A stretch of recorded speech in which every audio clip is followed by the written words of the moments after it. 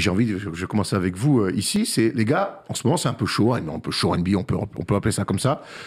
Est-ce que c'est pas un peu too much? Est-ce que c'est pas surjoué un peu tout ça? Ouais, ça fait un moment que c'est comme ça. Ça fait un moment, tu sais, moi, à un moment, je me moquais des mecs où je me disais, limite, les mecs, ils vont t'embrouiller s'ils voient que tu viens pas les séparer, quoi.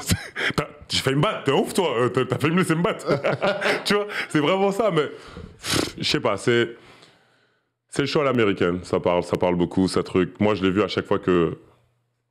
Moi, je suis guyanais. On n'est pas forcément. C'est pas la nation. C'est pas un truc où on est vraiment des. Mais souvent, on tape et on parle. Donc, moi, j'ai une autre vision des choses, même quand j'étais à Cholet, ou même mes premières années, hein, du tout. Donc, quand je suis arrivé aux États-Unis, je me suis vite rendu compte. Au début, t'es obligé de les faire te respecter. Trop de la SNCF, ça veut dire que c'est trop de la hype. Ah, c'est trop de la magnifique, hype. il faut Super. absolument réutiliser ce jingle. Bravo à tous pour la trop de la hype. On continue. Donc, t'es obligé de te faire respecter, tu vois. Et moi, ma première année, par exemple, j'ai Al Thornton qui. Je sais pas si tu vois, j'ai Al Thornton qui. Chaque déplacement, chaque truc, à chaque fois, c'est à moi de prendre les bagages, de porter. On est 4 rookies. Je lui dis, mais pourquoi moi tout le temps? Et en fait, un jour, on est dans l'avion, donc on revient d'un déplacement. Et il me dit, ouais, prends tous mes sacs et tout, et tout. Je lui dis, mais tu sais qu'on est 4 rookies. John Wall, il y a moi qui suis parti en 7, il y a Trevor Booker et il y a Amadi. Et il me dit comme ça, clairement, il me dit, ferme ta gueule. Rookie, ferme ta gueule. Ça se fait, on Oui, dit. non, je lui dis, mais. Donc, non, mais moi, moi j'adore. J'adore. En plus, ce jour-là, Gilbert Arena était dans. Gilbert était encore là, en fait. Donc, Gilbert, déjà, il était totalement. Il pétait un câble. Il était dans l'avion. Il pétait un câble. Donc, sur les JM, nana. Nous. Donc, moi, je lui dis, écoute, c'est simple. Je porte pas tes sacs, mais ça va pas se passer comme ça. Il me dit non et tout. Et il me dit, écoute, tu te permets de parler, nana, tu verras. Là. J'ai dit, ok, il n'y a pas de souci. J'ai attrapé son bras. Je dis, viens, on va dehors. Je tire son bras comme ça, je lui tire le bras. Il me dit, non. Il me dit, mais tu m'emmènes. Je dis, non, viens, on va dehors. On va dehors. Je vais te niquer. Me regarde pas comme ça, tu m'as fait peur. Non, mais c'est comme ça. C'est ça qu'il s'est dit. J'ai dit comme ça, on va dehors. Alors, ça, c'est des embrouilles. C'est ce que je lui ai dit. Ça, c'est des embrouilles internes. Moi, Oui, pour voilà. ça. Mais c'est ma question d'après. Non, mais c'est pour te montrer. En fait, je vais dans le truc où les Américains. c'est pas leur mindset. Ça veut dire qu'ils veulent pas, en fait. Tu vois, je veux dire, ils veulent pas arriver à là. Et je lui dis, on va dehors. Je lui chope le bras. Moi, je suis un rookie. Hein. Mais je suis un rookie, mais je suis déjà plus costaud que tout le monde dans l'équipe déjà pour commencer. Tu es né. Je lui dis, viens, on va tout le dehors. monde. Tu vois. Et là, c'est Gilbert qui me chope le bras et me dit, rookie, you're not going to fuck everybody up tonight.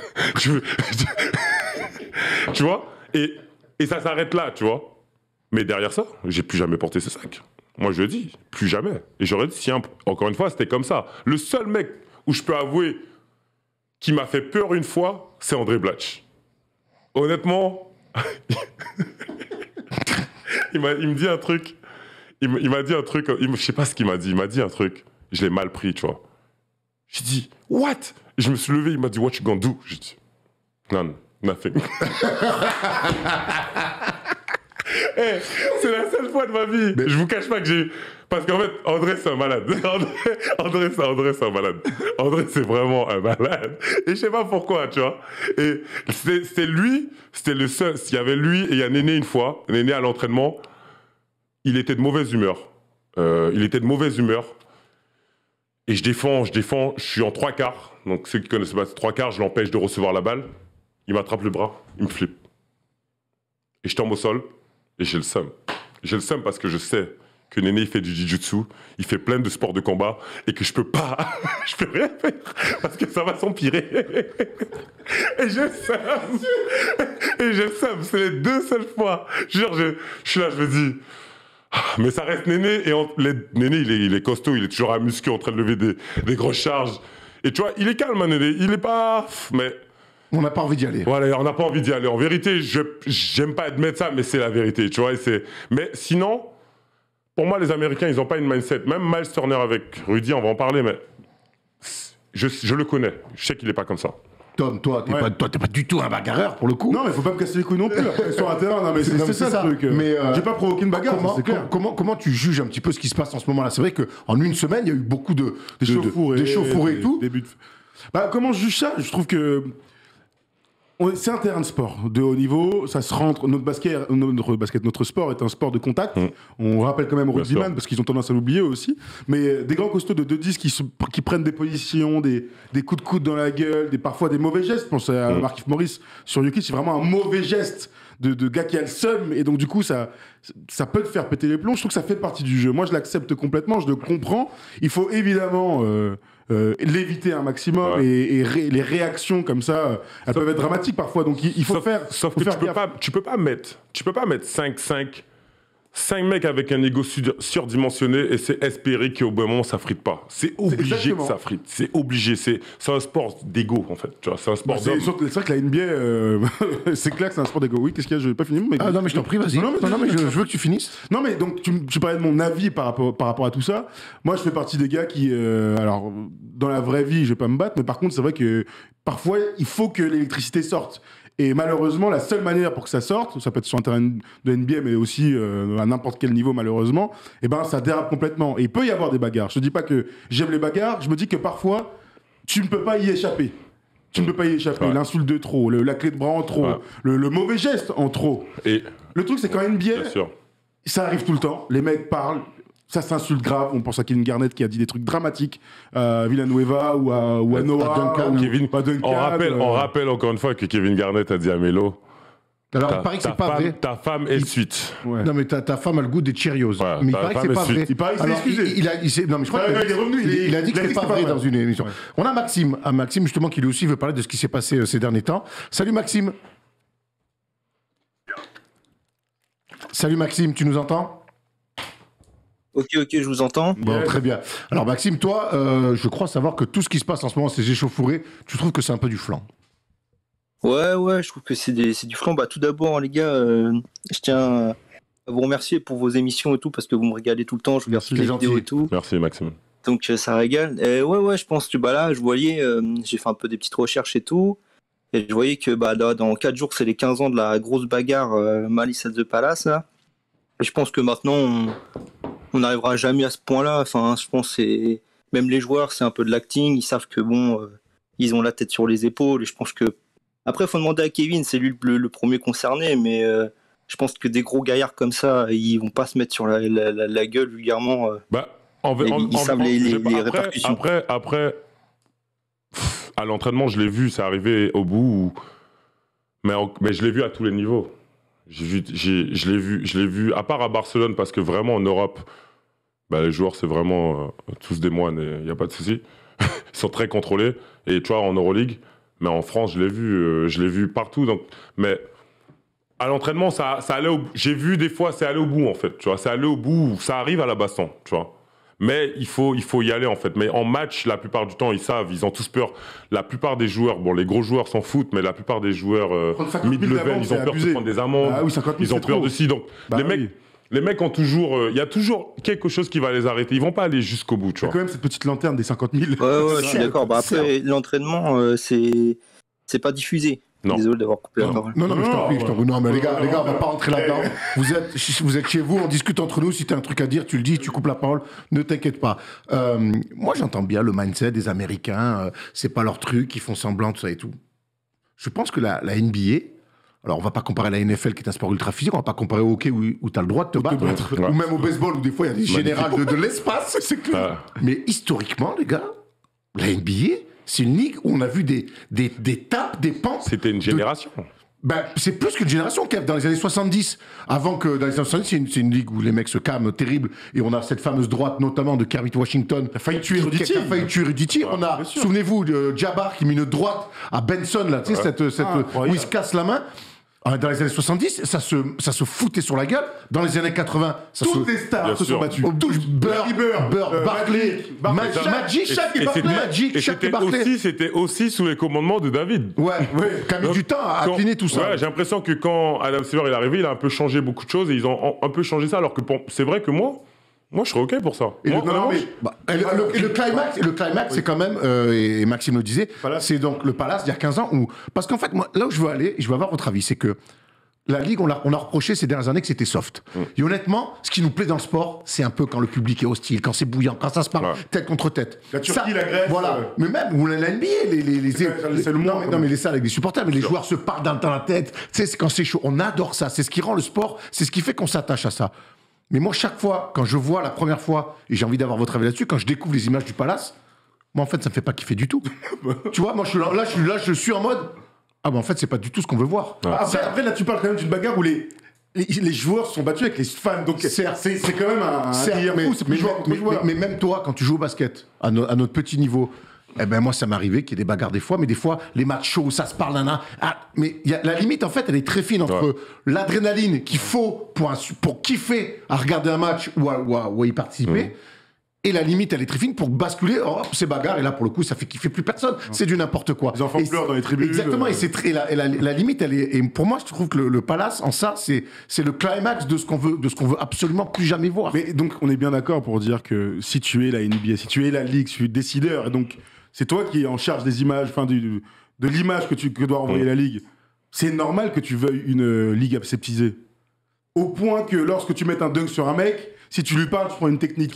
C'est évident, parce que c'est comme pour les enfants. Si tu laisses rien échapper, et ben il va être strict et tout. Si tu laisses un peu ouvert la porte, ce que je veux dire, ça le souci. Ce que je veux dire, c'est que moi, je trouve ça, j'allais dire cool. C'est pas le mot cool que je veux, mais je trouve ça, même si c'est un peu fake, ce que fait Turner avec Rudy, quand Rudy après dit, mais moi les gars, arrêtez, c'est du flanc, il y a pas de problème, vous avez mon numéro, vous savez où me trouver, tout ça.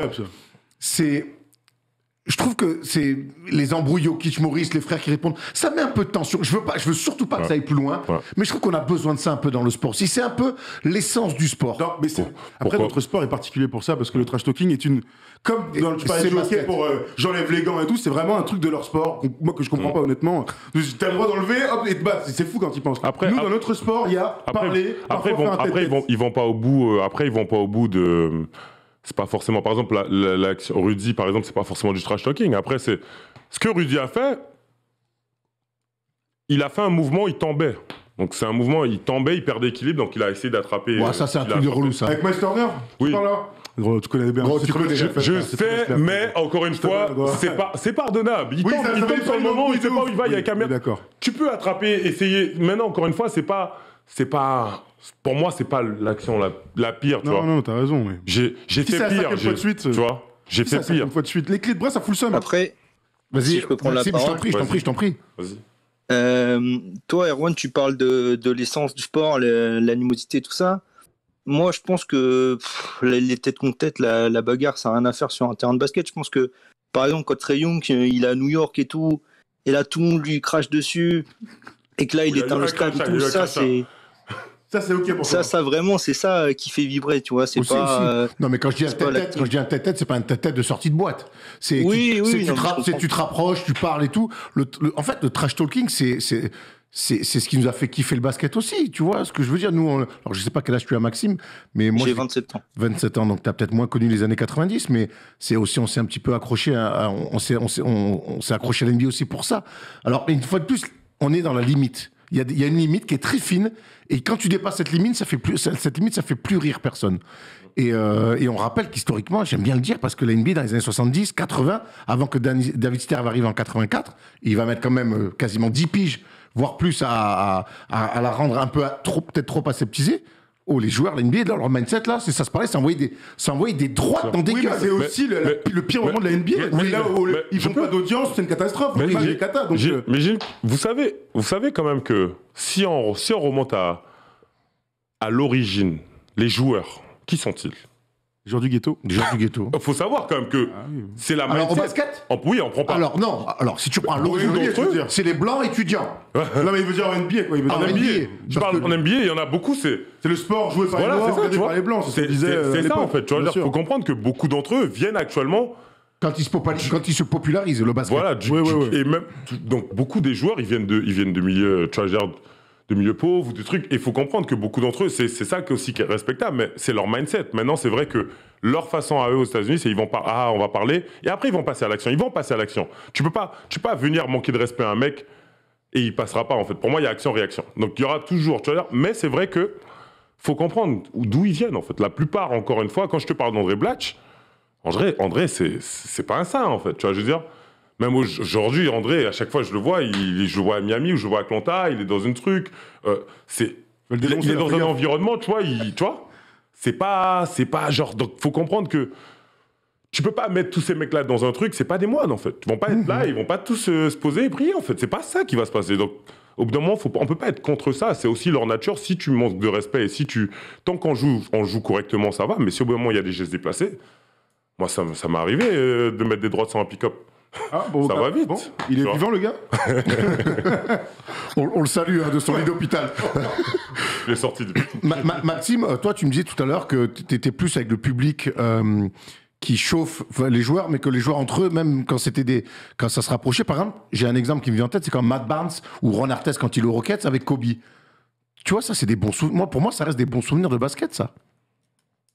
Bah, moi, je suis trop jeune, donc j'ai pas connu tout ça. Après, c'est sûr que toi, peut-être que ça t'a fait vibrer. Mais bon, je pense que tu vois, les grands gaillards comme ça. Lance Stephenson avec LeBron. Lance Stephenson avec LeBron, par exemple. Je suis pas un expert en basket, donc je peux pas parler de ça, mais par exemple, c'est ce que j'allais dire. En gros, il lui souffle dans l'oreille. Est-ce que tu sais que moi, ça, j'ai aimé, hein. Ben oui. Quand ça s'est passé, j'étais. Après les mecs des Pacers, ils ont pas trop aimé en fait. Parce que ça a réveillé LeBron, apparemment. C'est ce que dit Paul. Quand ça s'est passé, j'étais encore à moi avec Clutch. Tu vois, j'étais encore avec Rich Paul et LeBron. Et Adèle du coup maintenant. Hein? Et Adèle maintenant, parce que c'est quand même incroyable. Never find you, someone like you. Tu vois, je suis encore, tu vois, mais moi en fait, je vous cache pas que j'aime parce qu'en fait, Lance il cherche tout pour essayer de sortir LeBron parce que en fait, si LeBron tu joues correctement et tu joues normalement, il t'en faut 45. Là, c'est vite plié, en fait. Tu vois, genre, donc, j'avais aimé le fait qu'il essayait tout pour le sortir du match. Tu vois, genre, après, encore une fois, toutes ces actions dans ce plein mineur, c'est devenu des actions historiques, en fait. C'est des moments... C'est vrai. C'est des moments... Et la preuve est que LeBron, pas plus loin, plus tard, il forme une équipe de dogs et Lance, il est dedans, en fait. Donc, tu vois, genre, mais c'est des moments, c'est des choses comme Charles Barkley et Shaq. Jette un ballon, ça se chauffe, ça tombe dans le public. Alors, c'est pas une vraie bagarre. Oui, petit coup de petite droite. Ouais, non, mais ça reste quand même Shaq. Ça croche quand même. Hein. Vous vous souvenez de la dernière bagarre NBA? Moi, alors, la dernière, je dis rien parce qu'on a. La dernière. Maxime, tu te souviens de la dernière bagarre NBA? C'était pas, il y a pas si longtemps. Pour nous, bagarre, il faut que ça touche. Ah ouais, vraiment. La dernière bagarre. Là, il y a hypercute, ça touche, ça veut, et puis ils se détestent. Ils se détestent les deux. Hein. C'est une belle bagarre. Hein. C'est une belle bagarre. Moi, j'ai une image dans la tête. C'est récemment là, c'est Joel Embiid. Il se retourne et puis il envoie une grande droite dans le vide. Si Lonzo, il apprend. Sur Lonzo. Oh, c'est pas une bagarre. Ça, c'est pas une bagarre, mais non. S'il avait connecté, non, je te parle de deux mecs. Je te parle de. Mais moi, je me souviens de Ibaka avec un des frères, Rollo, avec Rollo. Où il lâche des patates. Heureusement qu'il n'y en a pas un qui touche l'un ou l'autre. Combat des titans. Ibaka a souvent sorti le petit point. Je me souviens quand Artest met un coup de coude à Arden, il vient le voir, il est en mode comme ça. Ça, j'avais pas aimé. Non, parce qu'il y avait vraiment un vrai coup de coude dans. Ça n'avait aucun sens. Revenons à la dernière bagarre. Je suis sûr que tout le monde s'en souvient quand on va le direct, Tom. Bah oui. Première Chris tournée. Paul, Rajon Rondo. Ah oui. Et là, mon gars. Dis qu'il y a eu crachat en plus, il y a eu un petit crachat qui a Ouais, gros, là, mon gars, bon, ces deux mecs, ils se détestent vraiment. J'avais découvert qu'ils se détestaient une droite chacun. Est-ce qu'on peut la mettre Et là, mon gars, il y a eu hypercute droite. Est-ce que vous vous rappelez de Tom, tu peux nous la mettre, s'il te plaît, de Ingram qui a attendu ce moment toute sa vie et qui a pris Melo par derrière. Pas cool. D'ailleurs, Melo est allé le voir et là, il m'a fait kiffer. Il allait lui dire, je fais gros, tu sais qui je suis? Moi, tu me fais pas ça. Melo, il a déjà fait ça, il a quand même. Une bagarre mémorable avec le Garden. Où il y avait Néné. Il y avait Nate Robinson. On se souvient de ce qu'il a fait et c'était pas. Tu vois, on parle de bagarre, cette phase-là, on aime bien les échauffourées. J'ai toujours pas compris ce qu'il a fait, Melo, parce qu'il a mis une patate et après, il a fait 50 mètres en reculoir comme ça. Toujours pas compris, frère. Après, gros, quand il y a des moulants comme ça, tu vas pas attendre qu'il y ait un mec en face. T'as vu tu t'as souvenir d'un gars qui recule comme ça c'est trop bizarre. Ah, quand lui il recule. Mais oui, je te parle de ça. J'y fais, il est chelou, lui. Vas-y. En plus, il a mis une patate. Drôle de délire. Mais donc, c'est la dernière bagarre vraiment qu'on ait en mémoire. Hein. En NBA. Tiens, regarde, on se la regarde, là, vite fait, regarde. Là, ça avait touché. Hein. Là, c'est Rondo qui Premier match de la saison, premier match de Chris Paul au Rockets, je crois. Hein. C'est pas le premier. Premier ou deuxième. C'est vraiment au tout début, sa première semaine, en tout cas, je suis sûr. Mais là, ça m'avait un peu surpris hein, que les mecs se touchent comme ça. Ah, tiens, regarde. Après, il arrive, mais une patate directe. ce qui est vrai, c'est que les joueurs disent souvent, et c'est ce que Rudy dit, pas Rudy T, c'est ce que Rudy dit en conférence de presse, il dit, mais ça sert à rien de dire, parce que tu sais qu'au bout de 3 secondes, il y a 10 mecs qui vont te séparer, et heureusement d'ailleurs. Oui, heureusement. Et heureusement. On ne fait pas la bagarre sur les terrains. Dites-nous dans les commentaires, vous, s'il y a des échauffourées qu'on a peut-être oubliées, qui vous ont un petit peu marqué. Ce qui est sûr, c'est que... On bide avec Towns, on nous dit. Oui, mais pareil, c'est plus de la judo. C'est plus de la capoeira, du judo que... Capoeira, ça n'a rien à voir. Je sais pas, j'ai envie de dire ça. C'est un bide. Kevin, forcément, j'ai envie de te poser cette question. Toi qui es monsieur anecdote, est-ce que toi, à un moment donné, t'as failli en venir au bout? Tu t'es vraiment... Je suis arrivé là. Je suis arrivé là avec Allez, Glenn. alors attends, laisse-moi m'installer. Je vais écouter ça. Raconte-moi tout. Glenn Rice Jr. Ah, Junior. Ouais. Qui Glenn joue avec Rice. toi. Ouais, il a joué à Indiana. Washington. Il avait fait d'ailleurs, le training camp, pas le training camp, les Summer League. Il avait fait MVP d'ailleurs, des Summer League. Et du coup, cette année, il revenait. Et l'année, il s'est blessé, il s'est cassé la main en fait. Et on est à New York et en fait, déjà, c'est des mecs qui font tout le temps des blagues sur mon accent, sur des trucs là, donc. Bon, moi, je pense que l'humour, il y a aucun souci avec l'humour, tu vois. Donc, à partir du moment que c'est dans les deux sens. Si tu fais de l'humour, je peux aussi en faire en fait. Et en fait, il se fait une fracture à la main. Et je lui dis, you lefty for life, genre en mode t'es gaucher pour la vie, tu vois, parce que je sais pas pourquoi il le prend mal. Donc dans la Beaucoup d'humour, là, parce que... C'est pas du tout, non, mais tu vois, c'est vrai, il le prend super mal, tu vois, donc il prend super mal et il essaye de me gifler. On est dans l'avion. Ah, donc c'est un teammate là. Ouais, il essaye de me gifler. Non, j'ai eu en match, j'ai eu avec Cambi, il m'a poussé. Oui, c'est pas vraiment, mais après, mes bastons, vraiment, c'est dans l'équipe. Parce qu'encore une fois, ça arrive tout le temps. Faut pas croire que. Faut pas se dire. Ah, mais ça y est, il y a une baston dans l'équipe. L'équipe. Non, parfois, tu as besoin de ça. Honnêtement, tu as besoin. Les gens. À tous les niveaux. Gros, les mecs, faut comprendre, en fait. Et je sais que c'est dur pour les gens qui sont de l'extérieur de réaliser, mais. Je sais. Je sais que c'est dur. Ton ego, l'ego dans la NBA, l'ego des mecs. Tu peux pas avoir 15 gars comme ça dans une équipe et jamais avoir un combat. Il y a une hiérarchie qui doit être dans une équipe et par moment. Et ça, je sais que c'est dur à comprendre pour les gens. Et moi, je les connais à tout niveau. Moi, en N1, je me souviens de Namé Tandia, pour ne pas le citer, qui met une poire à Duboquet. On faisait une 1-3-1. Tu sais, je faisais le fond là sur la 1-3-1. Ouais. Et je les vois, ils se marbrent. Je fais, ça va dégénérer. Et ils se retournent et ça faisait 3 semaines, un mois, tu vois, ça dure, ils se cherchent. Ça finit l'entraînement. Regarde-moi le bâtard. Et à un moment donné, poire, bagarre. Ça part. Mon gars, et de la saison, il n'y a plus jamais eu de problème entre les deux. Ils sont battus une fois, c'était réglé. Parce que parfois, t'es obligé de... Il faut mettre les choses au clair, en fait. Et c'est ça que les gens... Tout le monde, tout de suite, les gens, parce qu'en fait, ils n'entendent pas. Et puis, dès qu'il y a des problèmes, ça sort pas, en fait. Ça sort pas, tu vois. Même les Warriors, je suis pas surpris qu'il y ait déjà eu une baston. C'est sûr. Avec Draymond Green qui parle tout le temps. Tu vois, donc, faut comprendre, c'est comme ça, en fait. Donc, ils cherchent à me mettre une gifle. Au début, je pense qu'ils rigolent. Donc moi, je suis toujours en rigolait, tu vois. Quand j'ai dit ça, on rigolait. C'était vraiment dans un moment, on rigolait. Et il cherche à me mettre une gifle. Et je pense qu'au début, qu'il rigole. Et il essaye, en fait. Tout en sachant que son autre main est fracturée. Ah ouais, compliqué, donc. Pas la meilleure idée. Et en fait, avec une main fracturée. Au moment où je me rends compte que... En fait, il est sérieux. Il a essayé de me gifler. Pour moi, je vous dis tout de suite, une gifle, c'est pire. Qu'un coup de poing. La dernière personne qui m'a mis une gifle dans ma vie, c'est mon père. Et ça restera comme ça. Et donc, je dis une gifle, c'est pire. C'est honnêtement le pire que tu peux me faire que me gifler, c'est me cracher dessus. Mais honnêtement, tu vois, une gifle, c'est... Je préfère prendre une droite qu'une gifle. Donc, tu vois, il essaie Donc, du coup, je me rends compte, et là, ça devient rouge dans ma tête. Désolé, ça devient rouge. Là, je me lève, on vient juste de sortir de l'avion. Donc, on est sur le tarmac, on dit. On vient juste de sortir. Là, je suis vénère. Je marche vers lui. Et il y a Garrett Temple qui me chope et Bradley. Daron. Bill. Voilà, Bradley Bill et Garrett, ils me chopent les deux. Ils me disent « Arrête tes conneries et tout ». En plus, il y a les médias derrière, parce que nous, on voyage devant, il y a les joueurs. Au milieu, il y a les coachs. Derrière, il y a les médias. Donc, du coup, il me dit « Arrête tes conneries, non, tu vas avoir des problèmes et tout. » Non. Donc, il stoppe le truc, tu vois. Moi, je rentre. J'ai pas dormi. T'es sur les dés. J'avais le seum. Et en plus de ça, j'ai pas joué. Donc ça veut dire qu'il faut que je revienne le lendemain et en fait du 3 contre 3 pour se tenir en forme. Donc du coup, on est obligé de revenir le lendemain. Rendez-vous 11h, midi. Donc le matin, j'arrive, on joue on fait du 3 contre 3, on fait des trucs. Sur le terrain, je fais rien parce qu'il y a des caméras, il y a des trucs. Donc, tu vois, je me dis, bon, j'attends. Mais j'ai le seum. Moi, je vous dis honnêtement. T'as que ça en tête. J'ai que ça. Et j'ai le seum. Dans ma tête, j'ai le seum. Parce que pour moi, il a tenté de me gifler. Pour moi, ça manque de respect. Manque de respect égale punition. Y a pas... je suis très clair dans ma tête. Je dis clairement, j'ai pas de truc. Je lui dis, j'arrive à la fin du truc, on rentre dans le vestiaire. Donc, je m'avance. Je dis, bon, what's up? Il me regarde, il me dit, tout le monde m'appelait Kay. C'est comme ça qu'il m'appelait, genre, il t'appelait par ta première lettre, il me dit, Kay, Il m'appelle pas Kay. I'm not trying to fight with you. J'ai dit, non, gros, hier, t'as essayé de me gifler, pour moi, c'est pas acceptable.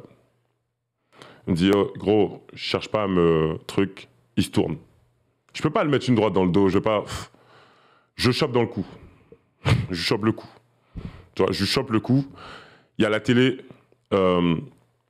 Il y a la télé, donc on a deux télés dans le vestiaire, parce qu'en fait il y a deux côtés, et ils ont mis deux télés, une sorte en diagonale pour qu'on puisse voir de chaque côté. Il y a la première télé, je lui explose la tête dans la télé. Il y a tout le monde qui court. Mais enfin, Kevin. Attends. Tout le monde court.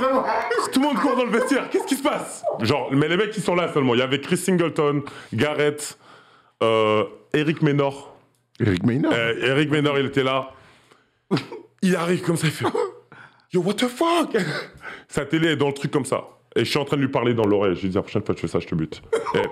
Et, écoute, il y a l'autre, il y a Chris Singleton, il arrive, il attrape mon bras.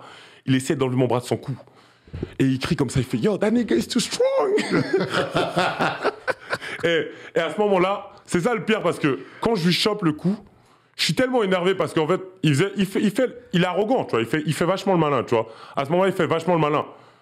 Déjà, j'ai l'impression que je peux juste le broyer le cou parce que je sais pas, bon, j'étais là. Et là, il y a tout le monde qui court. Et là, il dit, non, mais. Et Eric, il me dit, non, chill. Et derrière ça, je lui dis, gros, prochaine fois. Derrière ça, il a commencé à. Et après, il dit, ouais, tu verras, quand on va aller à Atlanta, ça va vite se régler. Nanani. Il est d'Atlanta. Il pense que. Donc, du coup, après, il va voir Garrett. Il va voir Garrett et Bradley Bill. Moi, je lui dis, écoute. Avant qu'on aille à Atlanta, il y a beaucoup de jours, gros. Et s'il faut que je te fasse la misère tous les jours avant qu'on aille à Atlanta, c'est ce qui va se passer. Il me dit, ouais, tu verras, non. Après, il est allé, Garrett et Bradley, parce que j'avais déjà eu une altercation avec John. Bradley, il leur dit, gros, honnêtement, gros, Kevin, c'est pas la bonne personne. Laisse-le. Laisse-le tranquille. Et tu vois, et ça s'est réglé. Derrière ça, on a eu convocation dans le bureau avec Randy Whitman. Normal. Et Randy, il nous dit en gros...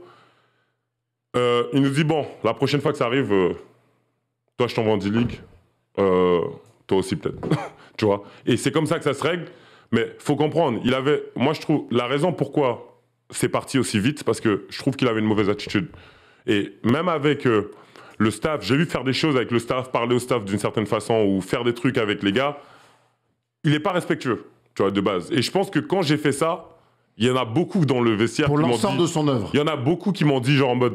Merci, tu vois, parce que il est pas en fait, il est arrogant, il a un but de sa personne, il est pas respectueux, tu vois. Et c'est pour ça que moi je lui ai dit, gros, écoute, hein, vos trucs à l'américaine, vos trucs de, moi j'ai pas le temps de ça. Tu as joué avec lui à Indiana aussi? Non. Il n'y avait pas de... Non. Et peut-être, mais après. Non, ok. Tu vois. Et je lui ai dit, moi vos trucs là, moi j'ai pas le temps pour ça en fait. Je vais pas rentrer dans les blabla, je vais aller laisser l'action tout de suite, tu vois. Et après il a plus jamais fait le malin. Même l'équipe, les gars ils restent droit, ils restent carré. Mais t'es obligé, quand t'arrives, j'ai l'impression que quand t'arrives aux États-Unis et que t'es européen, t'es obligé de leur prouver que t'es comme ça. T'es obligé de leur prouver, en fait. Et moi, je cherchais pas à prouver, je suis comme ça, mais t'es obligé, en fait. Parce que sinon, les mecs te respectent pas. Les mecs, la première année, altercation avec John. Après ça, John, c'est mon gars. Jusqu'à aujourd'hui, c'est mon gars. Quand sa mère est morte, je veux dire, paix à son âme, et que sa mère est morte, j'ai envoyé un message hein, pour dire, gros, tu vois, genre, désolé pour ta maman, mes condoléances, c'est ton âge. Il m'a répondu tout de suite, tu vois. Il m'a dit, ouais, merci. Donc, faut comprendre. C'est pas après. Encore une fois, il n'y a pas de rancune ou quoi que ce soit, mais sur le moment, parfois, il faut savoir régler la situation sur le moment. Comme j'ai vu, je t'avais dit, Trevor Ariza se battre avec Crawford, j'ai vu Néné embrouiller Bill, j'ai vu Néné s'embrouiller avec Singleton, j'ai vu plein de bastons. Relou Néné Singleton, hein. Et ce jour-là, il a essayé de gifler Singleton, il a pas réussi, il a giflé le coach, l'assistant, l'un des assistants. En fait, la vraie question... Je fais waouh, qu'est-ce qui se passe? La question qu'on peut se poser, en fait, c'est est-ce que dans tous les vestiaires NBA, c'est ça, ou est-ce que les Wizards, c'était vraiment le bordel? Les Wizards étaient connus quand même. Quand c'est arrivé, on était déjà une équipe de playoff. Donc, oui, mais ça n'a rien à voir. Avant, quand moi j'arrive, c'était le bordel. Quand je suis arrivé, c'était le bordel. Il y avait aucune. Mais En vérité, je pense que ça arrive dans tous les vestiaires. Oui, il y a des embrouilles dans tous les vestiaires. Ouais, voilà, là, tu parles de bagarre et tout. C'est ça, tu vois. C'est la répétition. S'il y a eu 20 bagarres dans l'année, on peut peut-être estimer que c'était mal géré. Dans toutes les équipes où j'ai été, il y a toujours, les seules équipes où je suis allé de ma vie à Barcelone, il s'est rien passé pendant 2 ans, c'était clean. Mais sinon, en toutes les équipes, chaque année, j'ai toujours vu une embrouille. T'es obligé, c'est obligé. On en revient, et c'est intéressant que tu dis ça, parce qu'on en revient, donc, on parlait au début des bagarres et des échauffourées sur le terrain, mais il y a aussi une tension, des fois dans les groupes. Alors on sait que c'est important, la vie de groupe, pour aller au bout notamment, mais on sait que c'est la NBA, c'est aussi une jungle, c'est gagner sa place, c'est aussi aller chercher des contrats avec pas mal d'oseille au bout. Et ça peut créer des tensions, et puis tu peux avoir des fils d'anciens joueurs, hein, voilà, comme Glenn Rice Jr., qui ont peut-être des comportements. C'est intéressant de comprendre, parce que c'est bien plus complexe que ce qu'on imagine, la vie NBA, que ce soit avec les adversaires ou même ensemble. Après, moi, je pense que là, on parle des équipes NBA, et c'est normal qu'on mette l'accent là-dessus.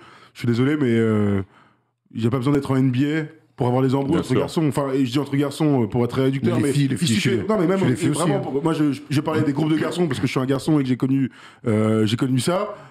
Quel que soit ton sport, ton truc, si t'es avec tes potes en train de jouer à la play, il peut y avoir une bagarre. Donc, s'il peut y avoir une bagarre en jouant à la play, parce qu'on est là tous ensemble, même sans alcool, sans truc, juste parfois, tu sais, t'es con, il y a un gars qui dit un truc qui te plaît pas, t'es mal luné. Si ça arrive dans ce genre d'environnement-là, bah oui, en NBA, avec des mecs qui ont de l'ego de ouf, avec la jungle, parce qu'il faut gagner ta place. En fait, on transpose ce qu'on a été en CP, où on se battait déjà, au monde professionnel. Certains peuvent le regretter, et moi je l'entends complètement. Les mecs qui viennent dire, mais en fait c'est un mauvais exemple pour les jeunes, ça ne devrait pas exister. Moi ça je l'entends complètement, ce discours-là, sauf que c'est oublier la réalité des gens. C'est ça en fait, je trouve que beaucoup se voient de la face, et il faut, même en France, hein, je trouve que la formation prépare pas les jeunes à être pros. Je trouve que on te bourre la chose de trucs fantastiques. Quand t'es pro, tu verras. Quand t'es pro ci, quand t'es pro ça. C'est pas la réalité. Et je trouve que on fait pas un bon travail à former les jeunes à être des pros. Tu vois, je veux dire, moi, l'un des rares mecs que j'ai vu qui est arrivé, qui était déjà pro, c'était Nando. Nando de Colo, depuis à Cholet. Le mec, il arrive, même son vestiaire est bien rangé. Il est carré après. Il est pro, tu vois. Mais t'en vois pas souvent des comme ça, et on forme pas les jeunes. J'ai l'impression on te protège, et quand t'arrives dans le monde pro, on te jette comme ça. Tu prends des gifs, tu te rends compte que là, c'est pas vrai en fait, il y a plein de choses. Tu vois. Qu'est-ce que tu dirais par exemple à un jeune qui a envie d'être pro, qui a les qualités pour un jour percer? Qu'est-ce que tu dirais? Parce que tu dis qu'on les prépare mal, mais c'est difficile de nous amener là-dessus. Bah, ça dépend sur beaucoup de choses. Après, en vérité, moi je le dis tout de suite, s'il y a des jeunes qui sont pros, quelle que soit votre sorte de formation ou quoi que ce soit, vous avez besoin de questions, envoyez-moi des messages, je vais vous répondre, tu vois. Parce que ça sort beaucoup de choses en fait, mais il y a beaucoup de choses sur lesquelles on prépare pas les jeunes à être pros, sur la gestion de l'argent, il y a plein de facteurs, la nutrition, tout ça, et tu dis le repos, les trucs, et même sur ça, sur le fait, au bout d'un moment, quand tu arrives dans un groupe, il y a trop de jeunes, je vois, ils arrivent. Ils ont peur des vétérans. Faut pas avoir peur. Encore une fois, comme chez Flip Sanders disait à chaque fois, quand tu rentres sur le terrain, on te demande pas ta carte d'identité. Tu joues. Tu peux respecter, il faut respecter les gars, faut respecter. Moi, j'ai toujours respecté mes vétérans.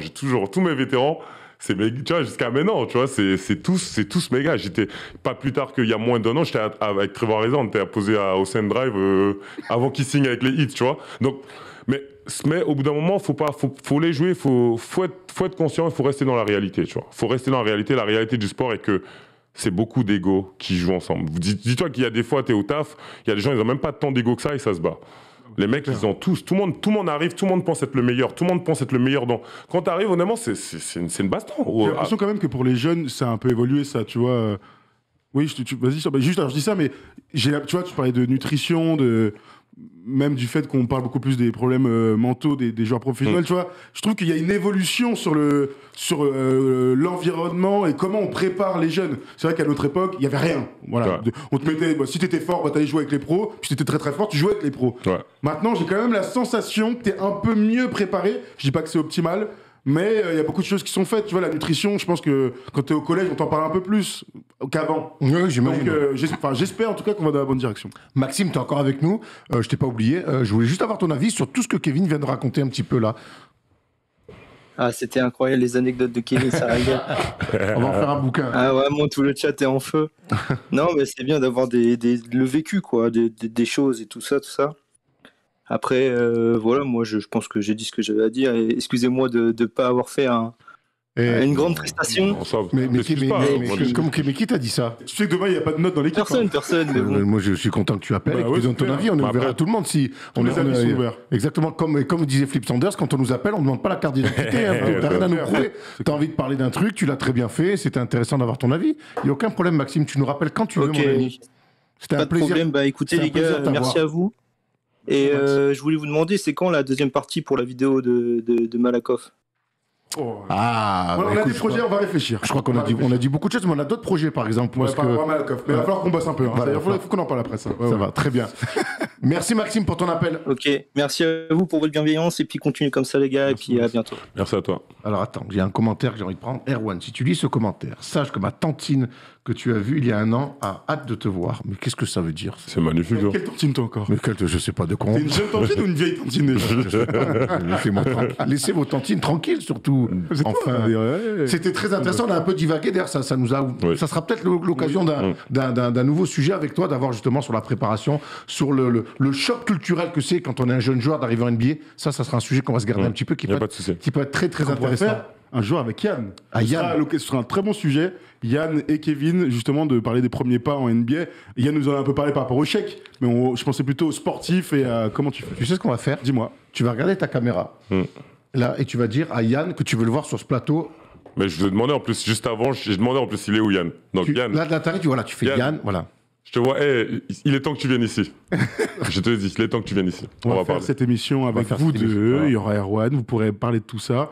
Et on va se Yann- régaler. Je pourrais appeler du coup Yann, auditeur. qui est par exemple, comme encore une fois, l'un de mes vétérans. Ah oui. Qui j'ai énormément de respect, Clairement. tu vois. Clairement. Est-ce que lui, il t'a donné des conseils? Est-ce qu'il y a une affiliation entre joueurs français quand on arrive en NBA? Peut-être pas du tout, hein, mais. Il m'a donné. Ils donnent tous des conseils maintenant. Après, bon, quand tu rentres, on reste quand même, on joue l'un contre l'autre quand même. hein. Moi, quand je joue contre Yann, j'ai envie de lui botter le cul. hein. Ouais, Donc, mais ça, Après, ça, on Mais lui, l'entend. je pense que lui Ça, aussi. ouais, ça, on lui l'entend, mais aussi, je tu parlais vois. plutôt sur, Mais, tu vois. mais après, au grand, oui, il m'a donné des conseils. Après, mes vétérans qui m'ont donné le plus de conseils, c'est beaucoup Néné. Tu vois, Néné m'a beaucoup donné des conseils. André Blatch m'a aussi pris sous son aile, tu vois. Donc, c'est. Ok. J'ai qui Tony, en équipe de France, tu vois. Donc, Boris Diaw. Les Jean-Jean, il m'a appelé ça. Ouais, et là, quand tu fais ce sourire, je sais que tu as des souvenirs que tu vas garder oui. et que tu nous raconteras une prochaine fois. Parce que ton sourire, là, je pense que tu peux nous régaler sur Babac. Babac, il Babac. est magnifique. Babac, moi, Babac, c'est. Babac, je dis clairement, il aura mon respect à vie. On comprend Je crois que tu n'es pas le seul. Comme eu la chance de faire 2 festivals de Cannes avec cet homme. Ah, j'aimerais tellement que Babac vienne un jour dans la libre antenne nous raconter des anecdotes. Ah, ça serait bien. Pas parler de basket, on s'en fout. Des anecdotes. Non, mais Babac, faut qu'il parle de basket, mais on peut y travailler. On va appeler les gens qu'on connaît et on va le faire venir, Babac. Babac m'a quand même une fois dit que si un jour son chien était on était posé à Charlotte, dans son appartement, ces 2 chiens sur le truc, je lui ai dit, mais tes chiens, tu les laisses monter sur le fauteuil. Il m'a dit, écoute-moi bien, si un jour mes chiens, ils sont dans une maison en feu, que toi tu es dans une maison en feu, je sauve mes chiens. Je me dis, mais t'es un bâtard, Babac. Et c'était gratuit. Disons qu'il est honnête. Il aime trop ses chiens. Babac est un homme de la nature. Voilà. Ah oui, de la nature. Il adore, Au mais c'est sens vrai. hein. premier. Il voyage, il voyage à Salt Lake City, il va dans les montagnes, il a son bateau, il va. Non, mais Babac est un homme qui aime la Ah, nature. Proche de la faune et la flore. Voilà. Mais on va essayer de l'organiser aussi. Il est déjà venu, hein, Babac. Vous savez, il y a Il y a 2-3 ans. très longtemps. Il était en 2017. C'est sa dernière année à À Levallois. Mais là, je te parle d'un autre décor. hein. Non, On mais parlait pour sur pas sur l'actu. Il est accessible, il pourrait venir, il est accessible, il est cool. Moi, Il est surtout très occupé. En plus, je l'appelle même pas, en vérité, je l'appelle même pas Babac. Moi, je l'appelle toujours mon capitaine. C'est comme ça que je l'appelle. Ça, c'est sûr que c'est le capitaine emblématique de l'équipe de